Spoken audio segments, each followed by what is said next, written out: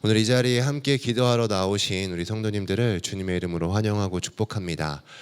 특세 2주차 은혜 가운데 잘 보내고 계신가요? 네, 많이 힘드신가 보네요. 대답이 없으신가 보네요. 우리 옆에 있는 분들과 한번 이렇게 인사하며 오늘 예배를 시작해 봤으면 좋겠습니다. 당신은 정말로 특별합니다. 우리 한번 인사해 볼까요? 역시 주변에 좀 우리 다음 세대 우리 아이들이 있다면 그 아이들을 좀 향해서 넌 정말로 특별해라고 좀 인사해 주시면 감사하겠습니다. 네, 감사합니다. 네, 사실 이 기도회를 저희가 이제 한 1년이 아니네요. 한 6개월 전쯤에 기획을 했거든요. 이제 교역자들끼리 모여서 이제 막 올해 어떤 사역들을 하면 좋을지 이야기를 나누다가 한 목사님이 목사님 그래도 저희 좀 교육부에서 여름 성경학교와 수련회를 하기 전에 한번 기도회를 하고 시작해야 되지 않겠습니까? 네. 뭐 기도하자는데 안 한다고 할 수는 없잖아요. 그래서 너무 좋은 의견인 것 같다고 하자고. 그럼 시기가 언제가 좋겠냐고 막 해서 저희끼리 아무리 회의를 해봤는데 할 수 있는 시기가 이 특세 기간 말고는 없는 거예요. 왜냐면은 이 특세 기간이 끝나면 이제 저희도 성경학교가 시작하니까 그래서 특세 2주차밖에는 시간이 없겠다. 그럼 이때 해야겠다라고 이제 날짜를 정하고 특세를 맞이하면서 점점 제 안에 의구심이 드는 게 이게 맞나? 이 특세 기간에 이렇게 우리 다음 세대 아이들을 초청하고 교사들을 초청하고 우리 성도님들과 함께 성경학교와 수련회를 위해서 기도하는 게 맞나라는 생각을 들었는데 오늘 우리 아이들이 찬양하는 모습을 보면서 맞구나라는 확신을 다시 한번 가지게 됐습니다. 그래서 오늘 이 저녁에 저희가 이 말씀을 나누고 함께 하나님 앞에 기도할 때 또 하나님께서 이번 여름 우리 다음 세대를 향한 또 성경학교와 수련회를 통한 우리 풍성한 은혜를 더해 주실 것을 믿습니다. 우리가 아까 우리 서로를 향해서 우리 당신은 특별한 사람입니다라고 인사를 했잖아요. 근데 누구도 특별할까요? 저도 특별합니다. 네, 저는 제가 특별하다고 생각해요. 예. 하나님께서 저를 이렇게 특별하게 만들어 주셨고 저에게만 허락하여 주신 하나님의 특별한 은사가 저는 있다고 믿습니다. 그 특별함 중에 하나가 있다면 저는 키가 커요. 예. 별로 이렇게 놀라지 않으시네요. 예, 그러실 수 있어요. 왜냐하면 제 얼굴이 커가지고 별로 크게 안 보여서 그럴 수 있는데 제가 키가 무려 188입니다. 이제 놀라시네요. 예. 대한민국 상위 3%의 남자예요. 예. 근데 제가 이제 키가 크다 보니까 주변에서 이제 많이 듣는 질문이 뭐냐면 뭘 먹고 그렇게 컸냐? 예, 저도 근데 잘 모르겠어요. 예, 뭘 먹고 컸는지는 모르겠는데 정말 많은 걸 많이 먹었던 것 같아요. 네, 많은 걸 많이 먹었는데 이제 그 중에서도 이제 많이 먹은 게 있다면 저는 우유를 좀 많이 먹은 것 같습니다. 네, 어머님들 막 지금 눈이 반짝반짝 하신 것 같아요. 네, 우유를 많이 먹었는데 이 우유는 저희가 좀 알다시피 이제 완전 식품이라고 불리우잖아요. 왜냐면 이제 이 우유에는 여러 가지 성분들이 많이 들어 있습니다. 뭐 우유 홍보대사는 아니지만 여러 가지 성분들이 들어 있는데 이제 그 중에서 우유에 들어가 있는 성분 중에서 물과 지방이라는 성분이 우유엔 들어가 있어요. 근데 지방을 이게 조금 다르게 표현해 보자면 기름이라고도 표현할 수 있을 것 같아요. 그럼 이제 일반 상식의 영역에 해당하는 퀴즈 문제인데 물과 기름이 섞일 수 있을까요? 다들 이제 막 우피권을 지키시죠? 예. 물과 기름은 섞일 수 없습니다. 왜냐면 이제 밀도 차이가 나기 때문에 저희가 보통 초등학교 때 실험하잖아요. 그래서 막 이렇게 기름인데 막 물 붓기도 하고 하면서 물과 기름이 나뉘어지는 걸 볼 수 있는데 물과 기름은 섞일 수가 없어요. 저희가 마시는 우유를 보면 분명히 이제 물과 지방이 섞여 있는데 우리의 눈으로 봤을 때는 섞여 보이죠. 그럼 어떻게 이런 일이 가능하게 됐을까요? 이 일이 가능하게 된 것이 뭐 복잡한 과정이 있겠지만 조금 단순하게 설명을 해보자면 이제 우유에 균질화가 일어났기 때문에 이것이 섞이게 된 거예요. 균질기라는 기계를 통해서 이 지방을 빠른 회전으로 이 입자를 막 쪼갭니다. 이 입자를 쪼개게 되면은 결국에는 물과 기름이 섞일 수가 없지만 이 균질화라는 과정을 통해서 물과 기름을 섞여버리게 한다는 거죠. 근데 저는 오늘을 살아가는 우리의 다음 세대의 현장이 이와 같지 않나라고 생각을 해보게 돼요. 우리는 분명 이 세상을 살아갑니다. 이 세상을 살아가고 있지만 우리는 이 세상에 속해져 있는 것이 아니라 하나님께 속한 사람들이죠. 근데 막상 우리의 현실을 보게 되면 우리가 정말 이 세상에 속한 것이 아닌 하나님께 속한 모습대로 살아가느냐라고 말한다면 말하기가 어려워요. 특히 이제 이 기점에 큰 영향을 준 게 우리 앞선 시대의 코로나 시기가 있었습니다. 코로나 시기를 거치면서 우리의 신앙이 많이 약화되기도 하고 어려운 시기를 지나갔다고 해요. 그리고 이제 요즘 우리가 맞닥뜨리고 있는 이 시대는 AI 시대라고 하죠. 너무나 세상이 급변하고 있습니다. 어떻게 보면 한치 앞을 내다볼 수 없을, 앞으로 어떤 일이 벌어질까, 어떤 일이 생길까라는 것을 전혀 예상할 수 없는 시대를 우리가 살아가고 있어요. 그러한 이 시대 가운데 우리는 어떻게 신앙을 지키며 살아가고 있을까요? 그리고 특별히 우리 다음 세대 아이들은 정말 이 시대 가운데 어떻게 이 신앙을 지키며 살아갈 수 있을까요? 주일이 되면 많은 아이들이 교회에 옵니다. 교회에 와서 열심히 하나님을 찬양하기도 하고 기도하기도 하고 예배를 해요.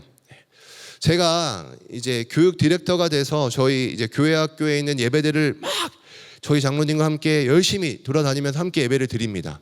제가 깜짝 놀란 건 보통의 6학년, 5학년 아이들은 율동 안 해요. 근데 아까 보셨죠? 올라온 애들이 저희 5학년, 6학년 아이들이거든요. 정말 율동 잘하지 않나요? 더 놀란 건 5학년, 6학년이 율동을 하는 게 놀랍기도 하겠지만 저희 중등부 아이들은요 율동을 진짜 기가 막히게 하더라고요.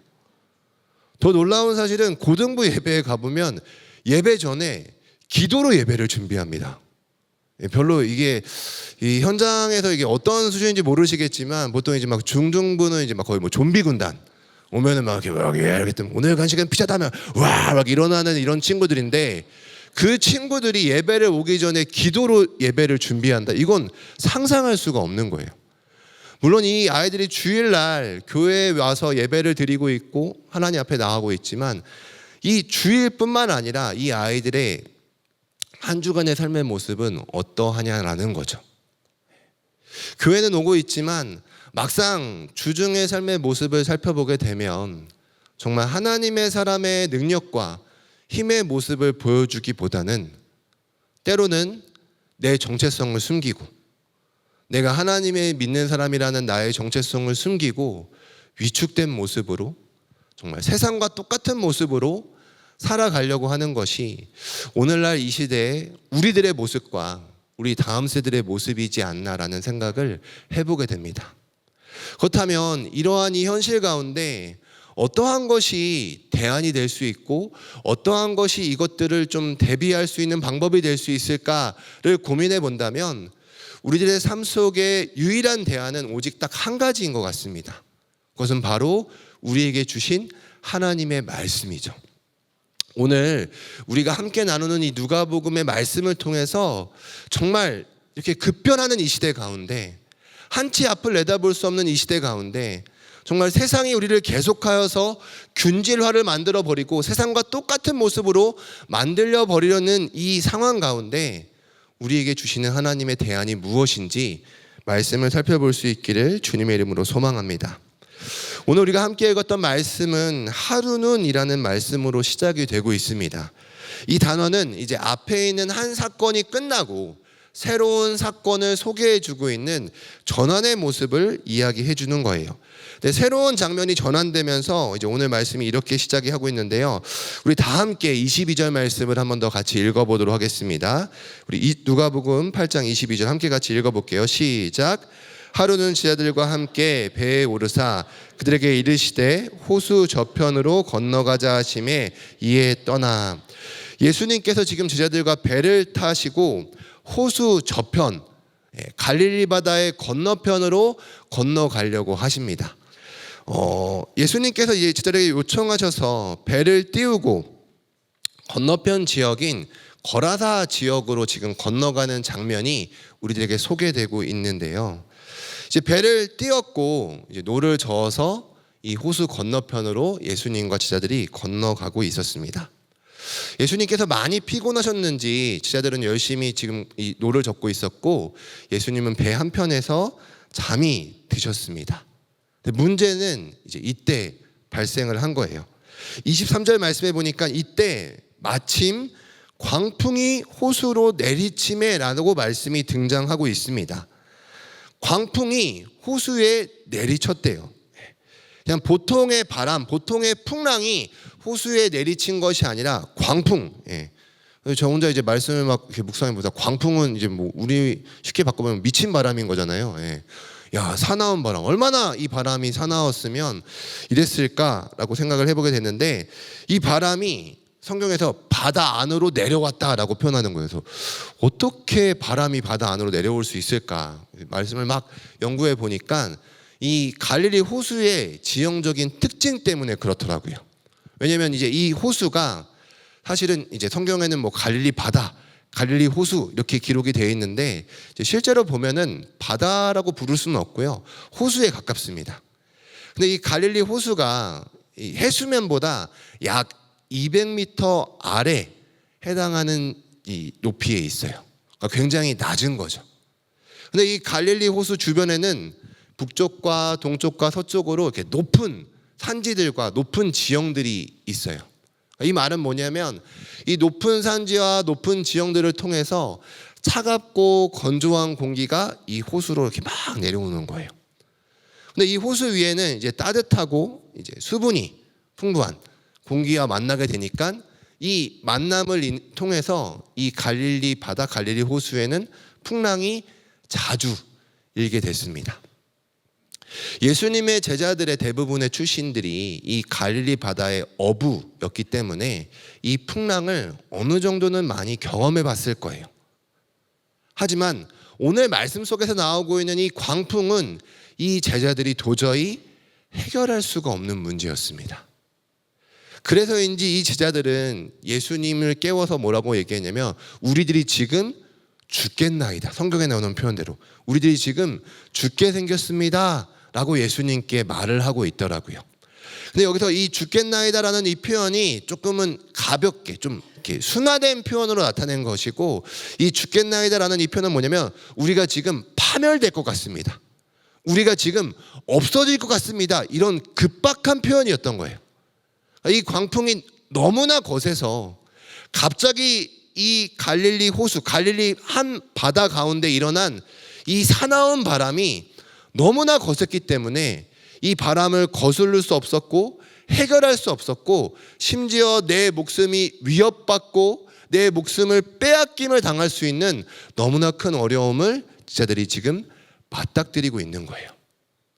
근데 곰곰이 이 말씀을 묵상해 보면 물론 저는 너무 귀해요.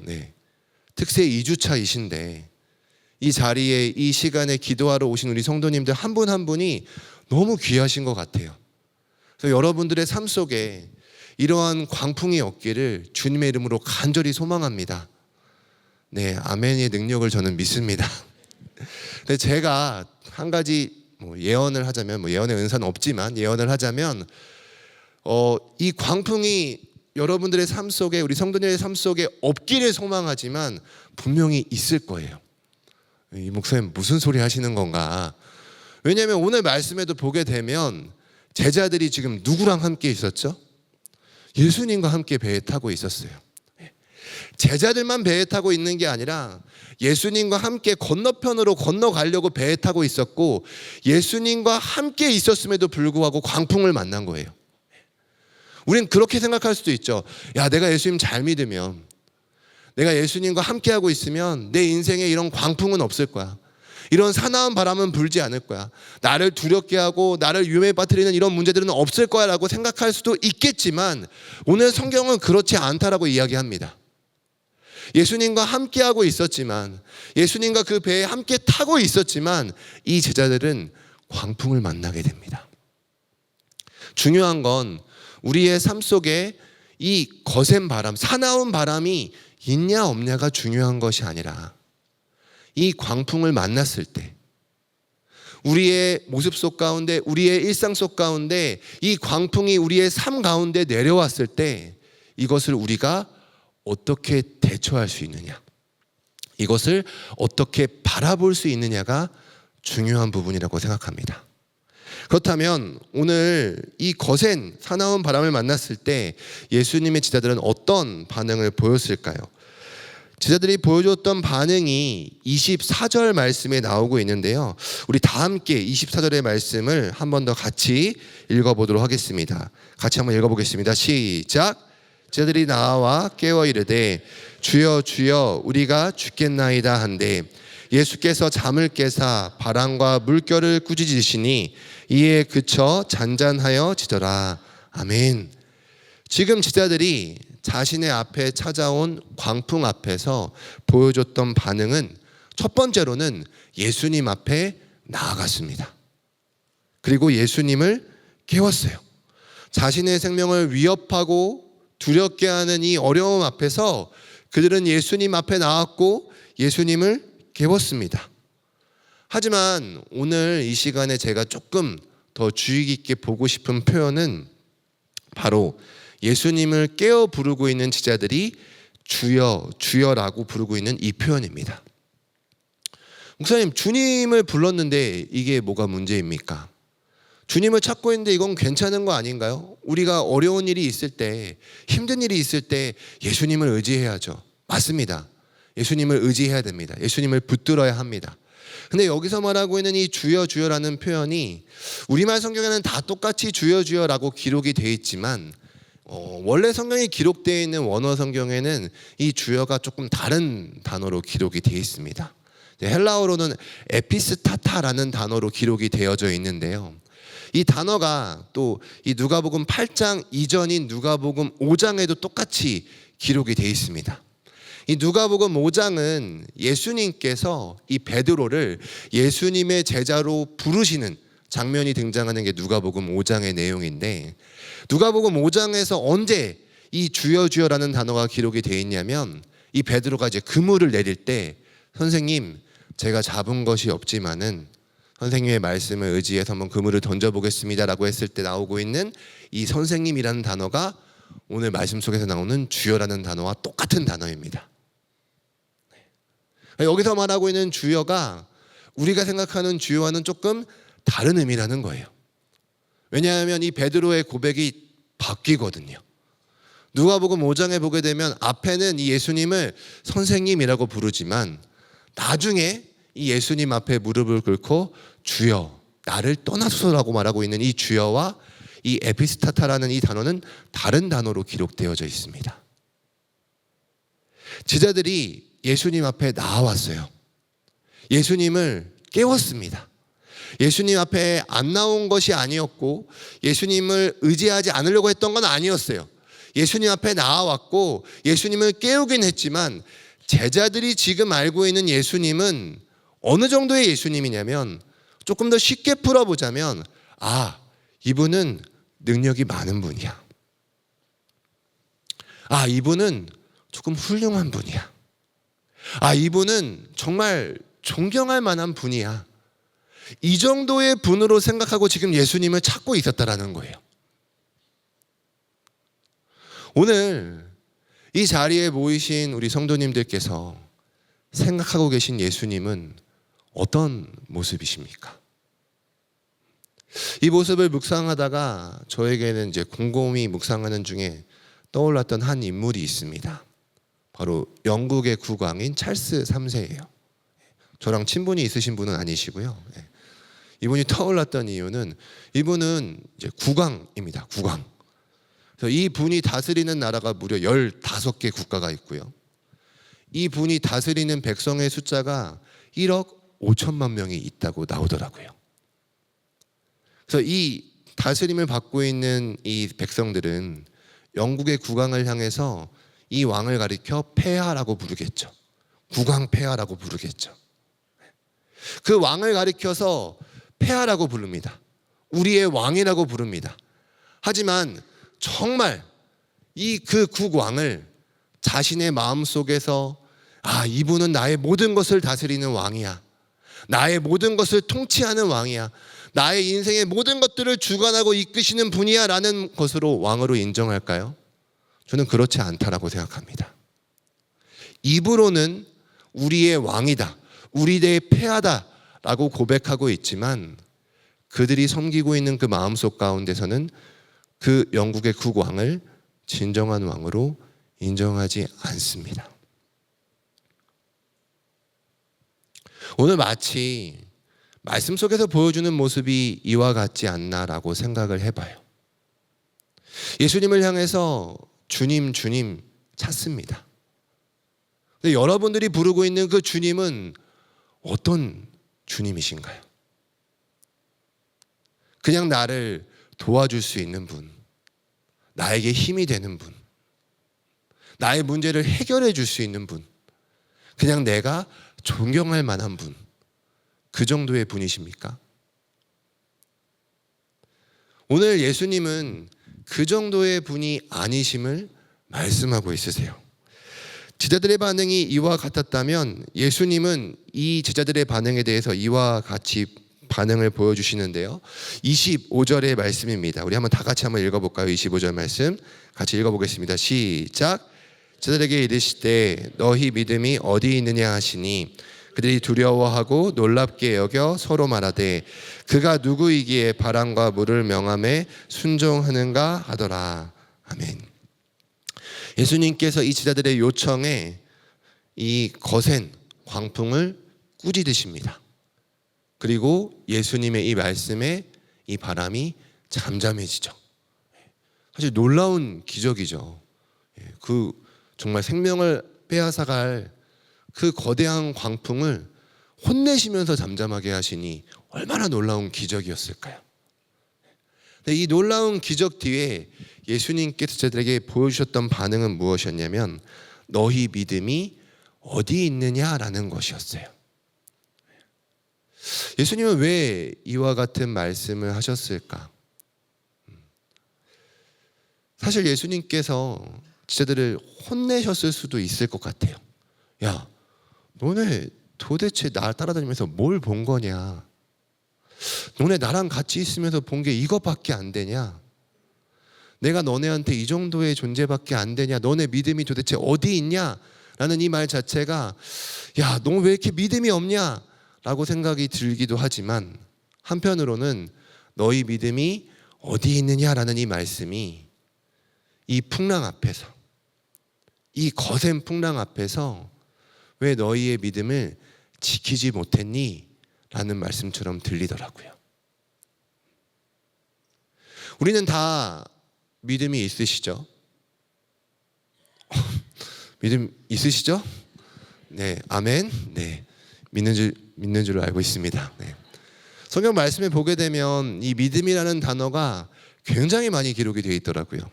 사실 하나님, 예수님, 성령님 다음으로 제일 많이 나오는 단어가 믿음, 믿는다라는 단어인 것 같아요. 약 500회 이상이 반복해서 나타나고 있다라고 나오고 있는데 사실 우리가 믿는다라고 표현을 하고 있지만 그 믿음이 가장 흔들리는 지점은 바로 내가 두려워하는, 나를 위협하는, 어쩌면 너무나 커 보이는 이 상황들을 바라볼 때, 이 상황들을 마주하게 될 때 우리의 믿음은 흔들리게 되고 사라지게 되는 것 같아요. 그래서 예수님께서 물어보시는 것 같아요. 너희 믿음이 어디 갔니? 왜 나를 바라보지 못하고 왜 이 풍랑을 바라보고 있니? 왜 나를 바라보지 못하고 이 상황만을 바라보고 있니? 예수님은 그러면 어떤 분이실까요?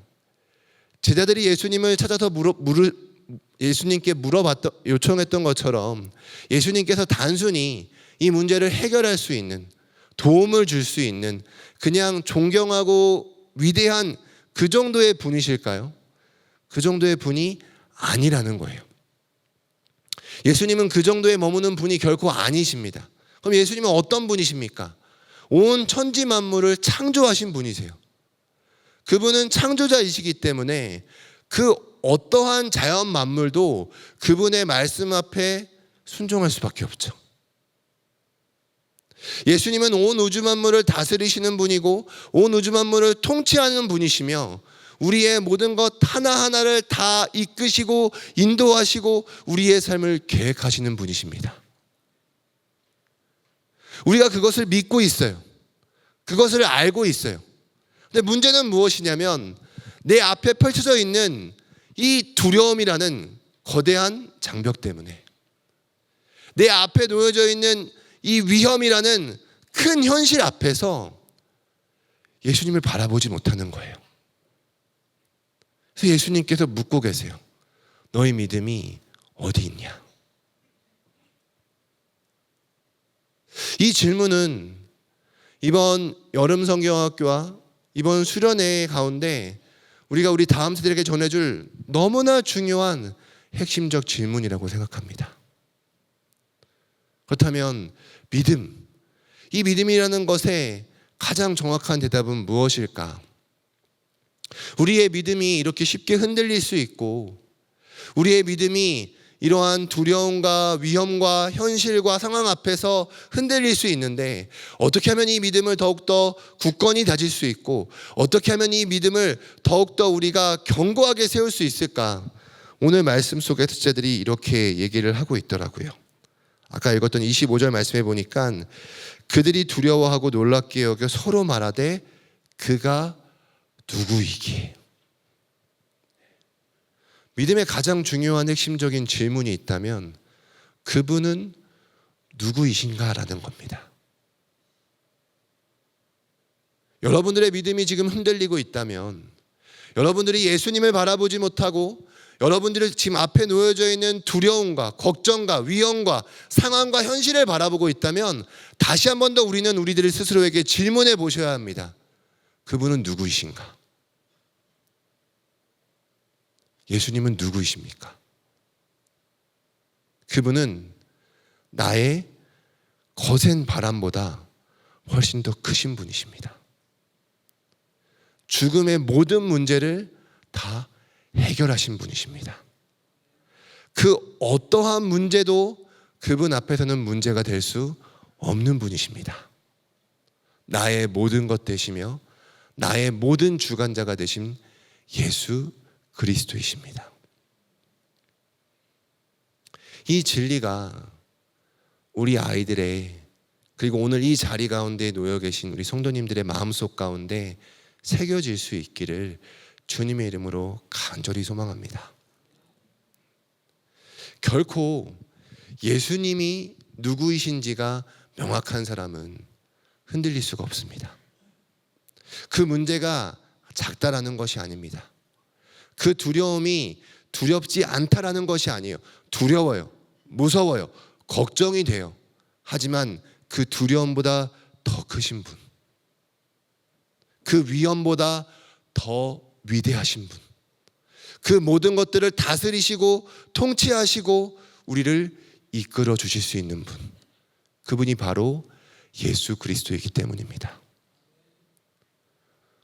우리 예수 그리스도께서는, 우리가 믿음으로 고백하는 우리 구주 예수 그리스도께서는 오늘 이 누가복음 8장에서만 이 광풍을 잠재우시는 분이 아니시라, 오늘 우리의 삶 속에, 오늘 우리의 현실 속에 있는 이 광풍도 잠재우시는 분이십니다. 오늘 우리의 삶 속에서 우리의 모든 문제들의 삶 속에 개입하시고 우리들의 삶을 이끄시며 끝까지 우리가 믿음의 자리까지 나아갈 수 있도록 우리를 포기하지 않고 인도하시는 분이 우리 예수님인 줄을 믿습니다. 오늘 이 저녁 우리가 우리들 스스로에게 질문해 보셨으면 좋겠습니다. 그분은 누구이신가? 나에게 예수님은 누구이신가? 이 질문을 가지고 나아갈 수 있기를 소망합니다.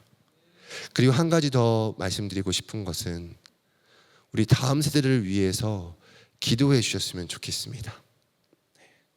세상이 점점 악해져 가는 것 같아요.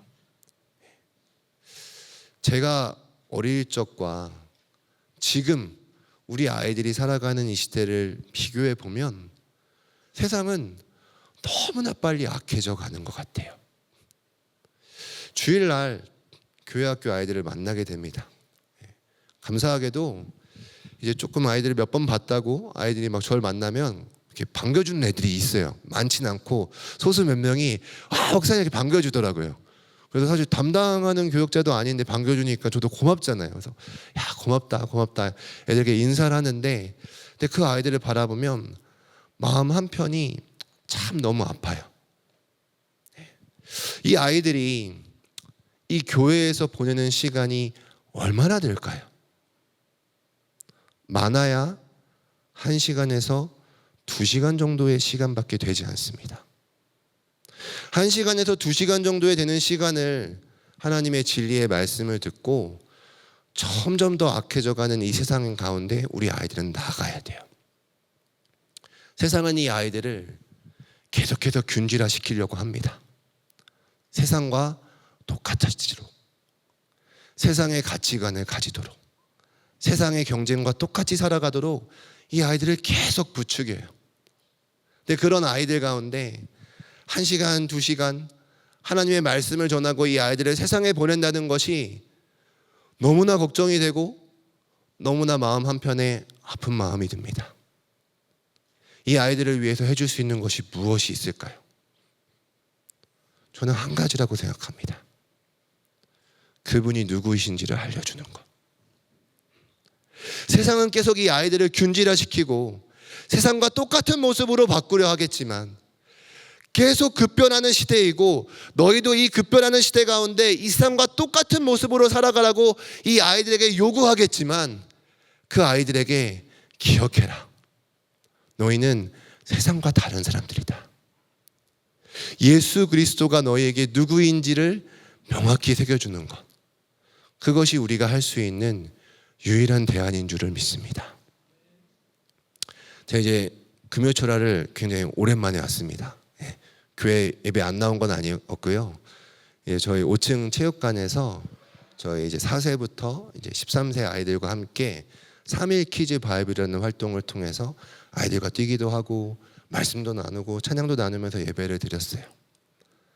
마지막 또 제가 디렉터라고 저희 교육부 교육자들이 저에게 양보를 해줘서 마지막 이제 5월 마지막 주에 이 아이들과 이제 설교를 나누고 예배를 드렸습니다. 아까 우리 찬양 불렀던 마지막 찬양이었죠. 내 마음의 한 자리, 이 찬양을 이제 아이들과 설교 후에 부르는데 저에게는 그 어떠한 은혜보다 너무 큰 은혜가 되더라고요. 아이들에게 강요한 적이 없었어요. 야 무릎 꿇고 찬양하자, 손 올리고 찬양하자 이렇게 한 적이 없는데, 아이들한테 우리 가장 귀한 그 자리 예수님께 드리고 싶은 마음으로 찬양하자, 그러고 찬양을 하는데, 어떤 애는 자리에서 무릎을 꿇고 찬양을 하고, 어떤 애는 자기 팔을 올리고 마음에 손을 얹고 찬양을 하더라고요. 그 어린 한 영혼 한 영혼이 얼마나 귀합니까? 그 어린 영혼들에게 이번 성경학교를 통해서, 또 우리 중등부, 소년부, 중등부, 고등부 우리 수련회를 통해서 이 놀라운 진리를 전해줄 수 있기를 소망합니다. 그 일을 위해 우리가 가장 해야 할 일은 기도하는 일입니다. 먼저는 하나님, 정말 이 질문을 저에게 던져보고 싶습니다. 예수님은 저에게 누구십니까? 그리고 이 놀라운 진리를 이번 여름 우리 아이들과 나누고 싶습니다. 이 놀라운 진리를 우리 아이들의 마음속 가운데 새겨주고 싶습니다. 예수님이 누구이신지, 그분이 누구이신지, 하나님의 놀라운 은혜로 우리 아이들에게 성경학교와 수련회를 통해 전달되는 은혜가 있을 수 있기를 함께 기도해 주시기를 부탁드립니다. 우리 함께 그 마음을 담아서 찬양 불러봤으면 좋겠습니다. 아까 제가 말씀드렸던 내 마음의 한 자리라는 찬양인데요, 찬양 가사 중에 그런 고백이 있어요. 내 마음의 한 자리, 가장 귀한 그 자리, 주 오셔서 앉으소서, 주님만 나의 보배. 내 마음의 한 자리, 가장 귀한 그 자리, 주 오셔서 다스리소서, 주님만 나의 영광. 이 고백이 오늘 저와 여러분들의 고백이 될 수 있기를 소망합니다. 함께 같이 찬양하겠습니다.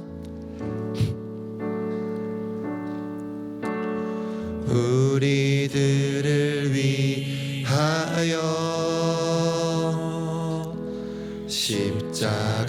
십자가에 못 박혀 모든 죄를 용서하사 의인 삼아 주신 주 어떤 일이 있어도 나를 버리지 않고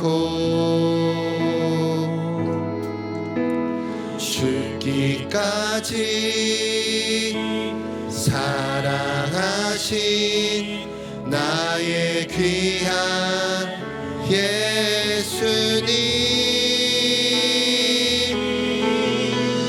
내 마음의 한 자리 가장 귀한 그 자리 주 오셔서 앉으소서 주님만 나의 보배 내 마음의 한 자리 가장 귀한 그 자리 주 오셔서 다스리소서 주님만 나의 영광 우리 다시 한 번 더 고백하며 나가겠습니다. 우리들을 위하여 우리들을 위하여 십자가에 못 박혀 모든 죄를 용서하사 의인 삼아 주신 주 어떤 일이 있어도 나를 버리지 않고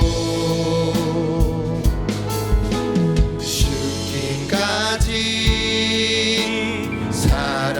사랑하신 나의 귀한 예수님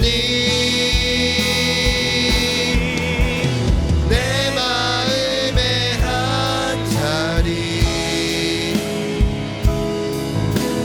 가장 귀한 그 자리 주 오셔서 앉으소서 주님만 나의 보배 내 마음의 한 자리 가장 귀한 그 자리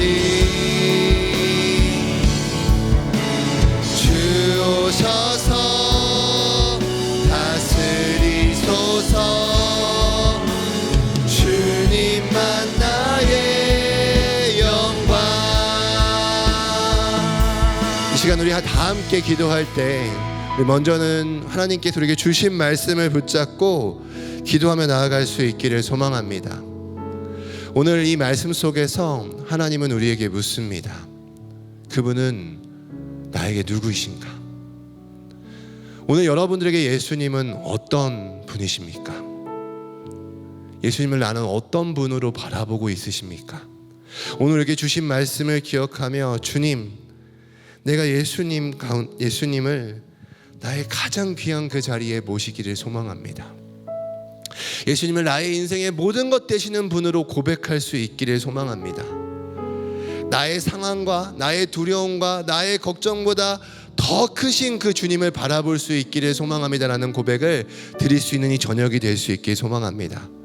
그리고 함께 같이 기도하실 때, 하나님, 이번 여름 성경학교와 수련회를 통하여서 사랑하는 우리 자녀들이, 사랑하는 다음 세대들이 이 예수님을 알아갈 수 있기를, 단순히 지식적으로 정보적으로 예수님을 알아가는 것이 아니라 예수님을 전인격적으로 알아갈 수 있기를, 이 예수님이 누구이신지를 경험할 수 있는 우리 성경학교와 수련회가 되게 해달라고 우리 주신 말씀을 기억하며 함께 같이 기도하며 나아가도록 하겠습니다. 같이 기도하겠습니다. 주여,